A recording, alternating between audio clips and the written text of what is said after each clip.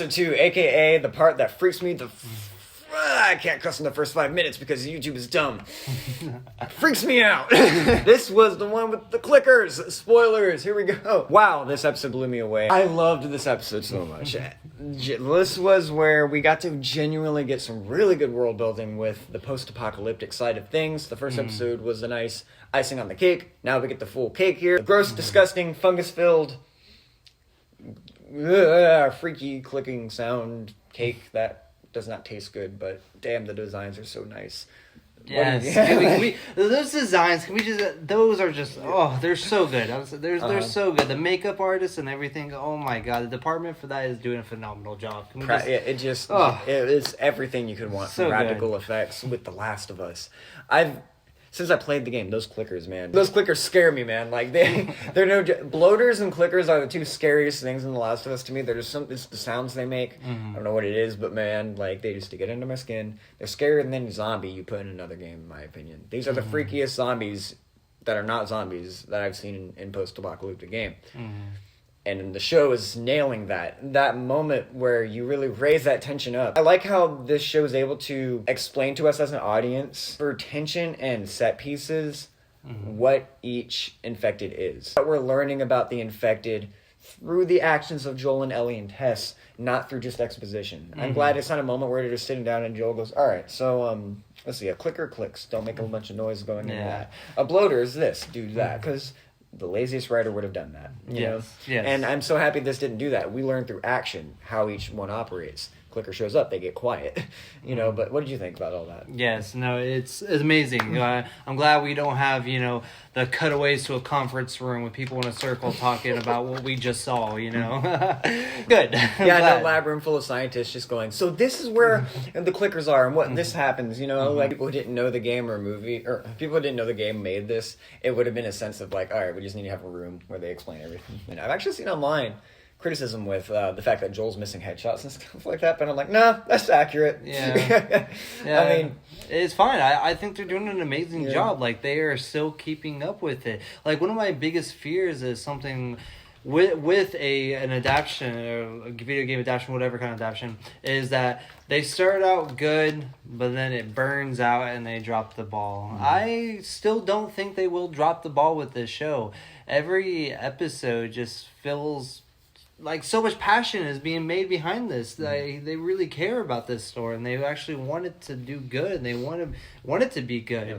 For once we actually have people that care about what they're writing about when it comes to this. I mean, honestly, that's what you get for having the writer himself working along the lines. But I think they're doing an amazing job. I mean, the cinematography for episode 2 is great. When they're going through a building, you really feel the tension when they're going through this building. They're unsure what's going on. You have like water that's being flooded in, and having like a frog jamming out on the piano. That was cool use of music. Yeah, I actually like that. That's cool. Yeah, it's just the little things like that. It's just building more of the world, building more of that tension, especially when they start to go through it. They hear something upstairs. And that's when they get introduced to the clickers, and yes, they're creepy. The infected overall are creepy because they move fast. They move fast. All that jerky shit. Yeah, it's jerking around and stuff. Freaks me out, and I love it. And yes, the whole interaction that we got with the clickers, and especially, love, they're doing, of course, little callbacks to the video game. You got to avoid glass. You got to avoid making certain noise when you're around them. And it's such a tool. Like, it's kind of like just seeing like all the candy in a candy store finally get eaten. Like, because you're playing a game where you are playing with these clickers, and if you're a fan of movies, like playing this game, I was just like, dude, this is you could do so many scenes of tension with clickers. And just not making noise. Oh yeah, we're finally seeing it brought to life. And you're like, the moment where Joel is literally just crawling and then just touches that piece of glass, and then like you already know it. It's like, it's over. And then sure enough, camera pans up and jump scare, and it was again a jump scare I knew was coming. Still got to me because I was just like, because again, it's handled with really good use of camera work and great cinematography. I don't agree with the fact that this was like poorly shot. I think the camera work really nailed the intensity and the frantic nature of what it would be like to fight one of these things. You know, like I've seen some criticism online with this episode, like making fun of like, you know, Joel's shooting ability and him not being able to, you know, hit the clicker. But I'm just like, maybe it's not that much to read into. Maybe these things are just freaking hard to kill. Yeah. Like that's just what it is. They move fast. They're hard to shoot. Like I don't think that's a criticism. I just think that's the show. Like it's just the zombies are hard to kill. It doesn't need that much explanation. There's a reason. Like even in the game, you shoot a clicker once in the head, it doesn't die. You know. But I don't know. It's just a weird little nip. Another thing that this episode does really well is it's not just lost. Like the characters don't get lost in the action. There's moments where I think we get to see Ellie and Joel form camaraderie, but it's not like, you know, it's not like dialogue. It's they learn how to work together. There's moments where you can tell they're syncing up and making eye contact and able to kind of maneuver around this clicker. I like that you're watching them kind of build this bond of surviving together in the moment. You know? Yeah, it's all being shown in a very clever way instead of dialogue. If it's being explained to you, it's just being shown to you. And that is something that I deeply love when either TV shows or movies do that, because it also feels like they trust the audience to just observe and put it together, you know, instead of just being kind of just nailed into and being boring. In the video game, those moments where Ellie and Joel bond, you're still playing the game and you're walking through like this nice scenery and stuff, and you're literally playing the game, but they're talking through dialogue, and that's where you get the bonding there. Yeah. But in a game, you have that room to do that. You can just have dialogue, explain a lot of things, and have that be emotional because you're playing the game, so you're still feeling it more than just hearing it. It's hard with a show to do that and kind of balance dialogue and that. So the fact that Bella Ramsey and Pedro Pascal portray such good camaraderie between Joel and Ellie without any dialogue before we even get into the good stuff where they, you know, start bonding in episode 3 and 4 and, you know, as the season goes on. I love that we're able to get that visually here. You know, it shows that they took a lot of thought and effort to be like, how can we visually use filmmaking and, you know, cinematography to the advantage here now that we are doing this in live action. I also love like how much we got more of the infected. We got to really see how the infected also work as like their little hive mind collective are, and it's interesting.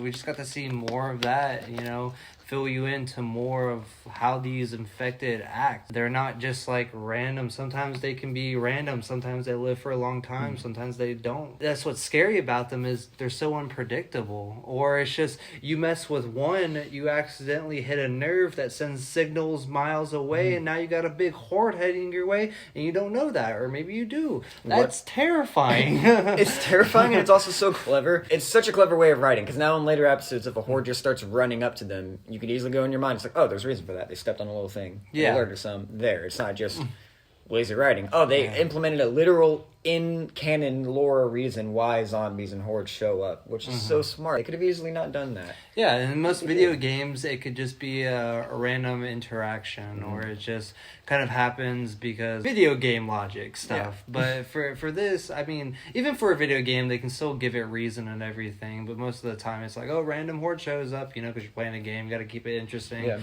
everything. But for this, I love how they give a good reason to it. It's just so scary. Of course, spoilers, Tess is bitten during the clicker incident, and then afterwards, they do a lot of things different with her death compared to the video game. And I still think it's super weird of how she's desperately trying to light a lighter.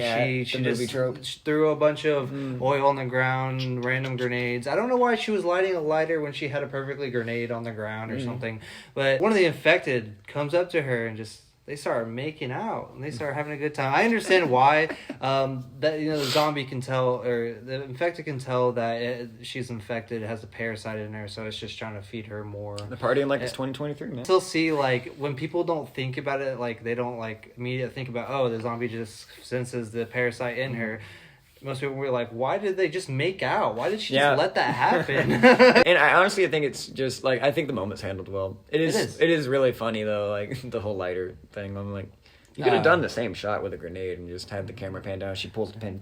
Yeah. I guess they went with lighter. But it was still an effective moment. That was clever because in the game, it's not like that. This is one of the first changes we see in this show. Major changes. Yeah. The big major changes that we see. Yeah. And I think they did a really good job with it. The same character beats happen. It doesn't lose sight of that. It's just the execution is a little different.